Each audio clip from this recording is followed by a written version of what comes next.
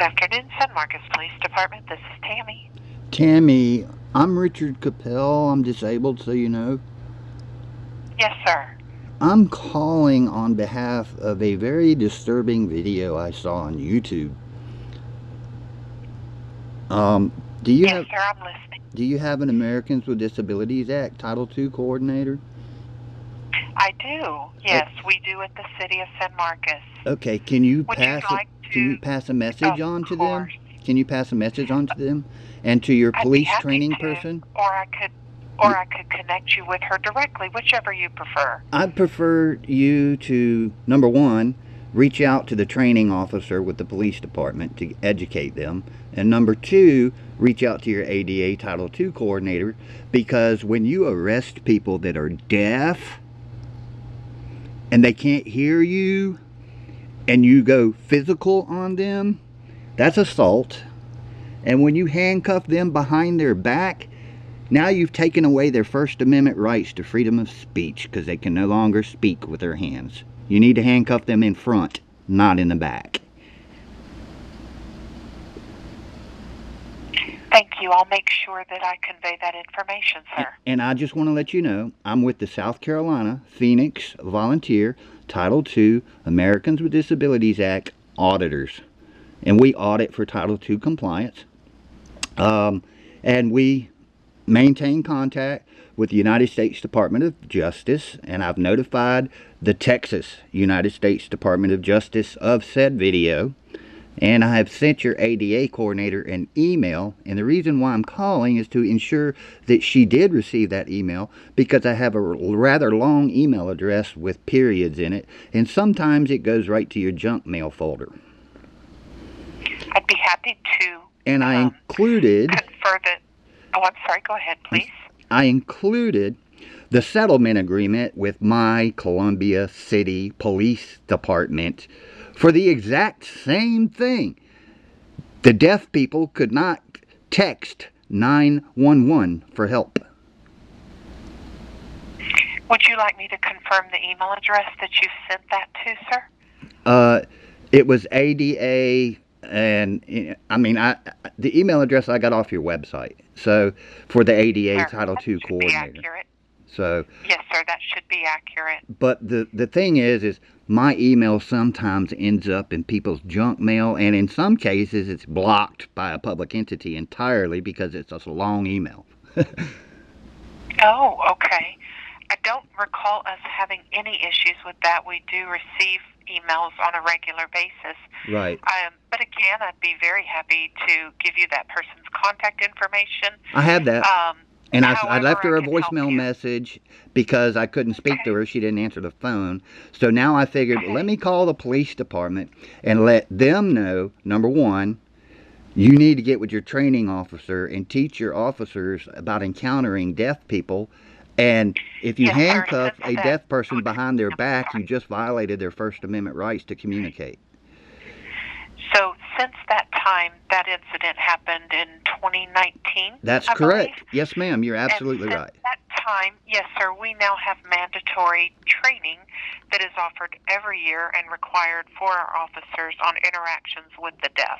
Oh, We good. have also had a settlement with that individual Good. and have really made steps to make sure that we never have an experience like that again. Yeah, that's awesome. And I never asked for money. I'm not doing this for money. I'm doing this because it's the right thing to do, and I'm a non-profit organization. However, the city of Columbia has violated my rights 3 different times recently, so now they're going to be sued. But I asked them to voluntarily comply the first time, and then they kicked me out of a public event, and I made a complaint, and Gardner Johnson had retired, I found out. And they did not replace Gardner Johnson. And they already had a settlement agreement with the United States Department of Justice for the same thing. And so I caught them not complying. They said, within 10 days of the settlement agreement, you will name an ADA coordinator for law enforcement. And, you know, here it is a year later, and I'm looking for the ADA coordinators for law enforcement information on Columbia Police's website, and it's not there. So the chief signed a settlement agreement and just blatantly disregarded doing any of what he was supposed to do. So, and they kicked me out of a public event because I was on my e-bike. Well, my e-bike, I'm disabled. I'm physically disabled. That's the way I get around. It's an electric bike. And I showed up at a public event, the Caribbean Festival in downtown Columbia, and everybody that was at that festival was in the shade away from the food trucks. And we were targeting the food trucks because we wanted something to drink. We wanted some nice ice-cold lemonade. It was a hot summer day. And a Columbia City police officer came up to us and said, "You can't wear that mask in public," talking to me, because I was wearing a Guy Fawkes airsoft paintball face mask to protect my face. And in South Carolina, if you're over 21, you don't have to wear a helmet on a motorcycle or anything like that. So I wore a rescue helmet with built-in Bluetooth communications. And this officer says, "We got a city ordinance that says you can't wear a mask in public." Well, I'm sorry, she was wrong. There's no city ordinance on that. It's South Carolina state law 167110, which says anybody over the age of 16, you can only wear a mask on certain occasions, certain events, holidays, this, that, and the other. However, 167130, which they didn't know, but I did know, says that if you're using it for protection, you can wear it. So now I've got a case against them because after I filed an internal affairs complaint, they saw me a second time, a sergeant did, and then 5 officers stopped me and said, "Take off that mask." And of course, like V for Vendetta, the Guy Fawkes mask, the anonymous mask, I looked at them and said, "No." I'm wearing it for face protection. I'm not here to commit a crime. Do you see me committing a crime with a mask on? Just because I'm wearing a mask does not mean I am committing a crime. So, you know, I'm just asking for voluntary compliance, bringing it to your attention, and I appreciate you updating me on what has happened. And you're right, that was from 2019, and we are talking about the same incident. So, but I just wanted to make sure that y'all voluntarily complied, and you know, it appears you have. I do appreciate your follow-up. Yes, Yep. sir.